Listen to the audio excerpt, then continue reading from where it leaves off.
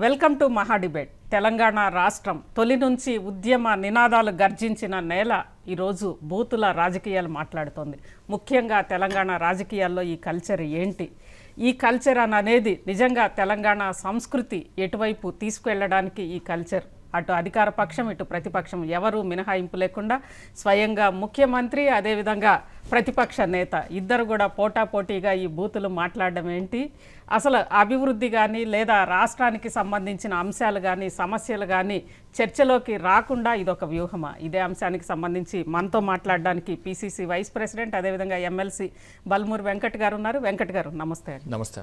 Yes, ప్రధానంగా ముఖ్యమంత్రి గారి నుంచే మనం ప్రారంభిద్దాం. ముఖ్యమంత్రి గారే ఆ లాంగ్వేజ్ అనేది బూతులు, ఎందుకంటే తెలంగాణ అనేది తొలి నుంచి కూడా 1940 నుంచి కూడా ఉద్యమ నినాదాలు చేసిన నేల, అది తొలి దశ నుంచి మలి దశ వరకు. అలాంటి తెలంగాణలో ఈ బూతుల పోటీలేంటి? మీలాంటి యూత్ దీనికి సంబంధించి ఏమనుకుంటున్నారు? మీరు కూడా ఇలానే ఉండాలనుకుంటున్నారా? వాళ్ళు ఒకటి మాట్లాడితే ఇక్కడ రెండు మాట్లాడదామని? అంటే వాస్తవానికి సరే మీరు అన్నది 100% పొలిటికల్గా యాజ్ ఎ యంగ్స్టర్ చదువుకున్న వ్యక్తిగా రాజకీయాల్లోకి వచ్చినప్పుడు పాలిటిక్స్ అనేది చాలా క్లీన్గా చేయాలని ఒక ఉద్దేశంతో రాజకీయాల్లోకి వస్తాము.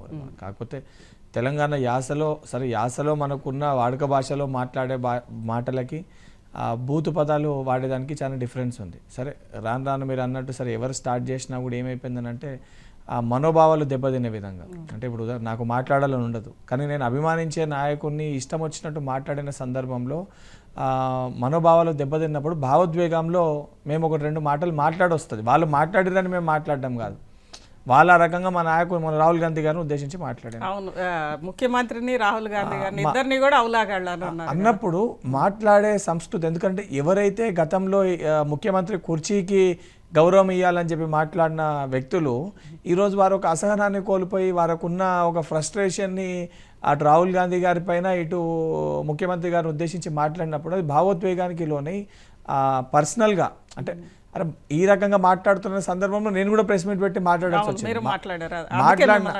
మాట్లాడిన సందర్భంలో కూడా నేను చాలా క్లియర్గా ఏం చెప్పినాను, నేను కూడా అనగలుగుతాను, కానీ తెలంగాణ పద్ధతి ఇది కాదు, ఈ పద్ధతి సరైనది కాదు, ఈ రకంగా ఉన్న ఫ్రస్ట్రేషన్ని కోపాన్ని చూపించడం మంచిది కాదని చెప్పి మళ్ళీ కంక్లూజన్ చెప్పినప్పుడు గౌరవిస్తూనే సంబోధించి మాట్లాడడం జరిగింది.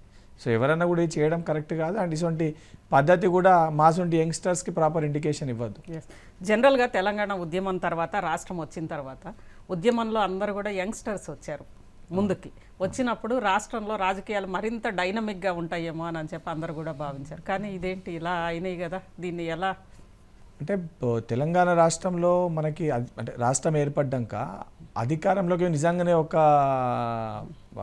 నేషనల్ పార్టీ వచ్చింటే పరిస్థితి ఈ రకంగా ఉండేది కదా. ఆ రోజే కాంగ్రెస్ పార్టీ అధికారంలోకి వచ్చింటే ఈరోజు నిజంగా తెలంగాణ మనం ఏ కళలతోటి కన్నా ఆ కళలన్నీ కూడా నెరవేరుతుంటాయి. కానీ ఒక ప్రాంతీయ పార్టీ అధికారంలోకి వచ్చినాక యంగ్స్టర్స్కి ఆపర్చునిటీ వచ్చినప్పుడు కూడా టీఆర్ఎస్ పార్టీలో పర్సన్ సెంట్రిక్గా వ్యవహారాలన్నీ కూడా నచ్చినాయి. అంటే ఒంటెద్దు పోకడతో అంటాం మనం, అంటే మన తెలంగాణ యాసలో జనరల్ ఒంటెద్దు పోకడతో ఒక వ్యక్తి చెప్పినట్టే నడవాలనే విధంగా కేసీఆర్ గారు తెలంగాణ రాష్ట్రాన్ని కేవలం ఒక కుటుంబానికే పరిమితం చేశారు. అంటే ఈ రాష్ట్రం అనేది తెలంగాణలో ఏదైతే సంబంధించి 3.5 crores నుంచి 4 crores ఏదో పాపులేషన్ ఉన్న ప్రజల కోసం కాకుండా కేవలము ఒక 4-5 చేతిలోనే తెలంగాణ రాష్ట్రం ఉంది. వారి యొక్క ఆదేశాల మేరకే యంగ్స్టర్స్ వచ్చినప్పుడు కూడా వారికి ఆ ఫ్రీడమ్ లేకుండే.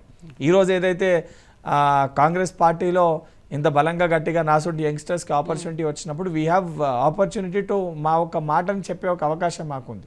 గతంలో అది లేకుంటే సో ఆ ప్రాబ్లం వలన మనం అనుకున్న డైనమిక్గా పాలిటిక్స్ లేకుంటే, బట్ ఈ లాస్ట్ 1-2 yearsకి వెళ్ళి మీరు చూస్తుంటే ఏ రకంగా అయితే ఉండాలనుకున్నా మా దిశగా రాజకీయాలు నడుస్తున్నాయి. అసలు అంటే స్వయంగా ముఖ్యమంత్రిని లేదంటే పార్టీ రాహుల్ గాంధీ అగ్రనేతని ఇద్దరిని అవులాగా అని అంటే మీకు ఏమనిపించింది వెంటనే? అంటే ముందు మాట్లాడనుని ఏ సందర్భంలో అంటే ఆయన మానసిక పరిస్థితి ఎంత నీచానికి దిగజారిపోయిందని అనిపించింది ఫస్ట్ నేను ఆ మాట చూడంగానే. బికాస్ నోవేర్ అంటే మాట్లాడిన సందర్భాలలో నిజంగా ఏదైనా ఇష్యూ పైన మాట్లాడినప్పుడు ఎంత విచిత్రంగా అనిపించిందని అంటే అన్ఎంప్లాయిడ్ ఇష్యూస్ పైన నిజంగా అంత బాధ ఆవేదన ఉన్నోడు పేపర్ లీకేజ్ అయినప్పుడు కనీసం దానిపైన మాట్లాడే ప్రయత్నం చేయలేదు, దానిపైన ఎక్స్ప్లెనేషన్ ఇచ్చే ప్రయత్నం చేయలేదు. సరే ఎక్స్ప్లెనేషన్ పక్కన పెట్టండి, ఒక సంస్థ పైన ఆరోపణలు వచ్చినప్పుడు ఆ సంస్థనైతే ప్రక్షాళన చేయాలి కదా. ప్రక్షాళన చేయకుండా రాజకీయ స్వార్థం కోసం వాడుకొని ఈరోజు ఆ నిరుద్యోగులను ఉద్దేశించి కల్వకుంట్ల తారక రామారావు గారు అపారమైన ప్రేమ ఉన్నట్టు మాట్లాడితే దానికి శాంటిటీ ఎట్లుంటుంది? దాన్ని అడ్డం పెట్టుకొని తెలంగాణ ప్రజల బాగోగుల గురించి మాట్లాడుతున్నట్టు ముఖ్యమంత్రి గారిని రాహుల్ గాంధీ గారిని ఉద్దేశించి మాట్లాడితే ప్రజలు కూడా దాన్ని స్వాగతించారండి. ఎందుకంటే చట్టసభలు పెట్టినప్పుడు చట్టసభల్లో చర్చించేది ఉండే అంశాలపైన, చట్టసభల్లో మాట్లాడేది ఉండే, మాట్లాడకుండా పోయి పబ్లిక్ మీటింగ్స్ పెట్టి ప్రెస్ ద్వారా మీడియా ద్వారా ఈ రకంగా మాటలు మాట్లాడితే గతంలో ఎవరైతే ఈ మాటలు మాట్లాడడం తప్పు అని చెప్పిన వ్యక్తి ఏ రకంగా మాట్లాడుతుందంటే తన మానసికత ఏ రకంగా ఉందో ఏ రకంగా కోల్పోయిందో చాలా స్పష్టంగా అర్థమైంది. అండ్ దానికి తగిన ఆన్సర్ కూడా సమాధానం కూడా అదే ప్రెస్ ద్వారా అదే మీడియా ద్వారా నేను మా పార్టీ నాయకులు కూడా సమాధానం ఇవ్వడం జరిగింది.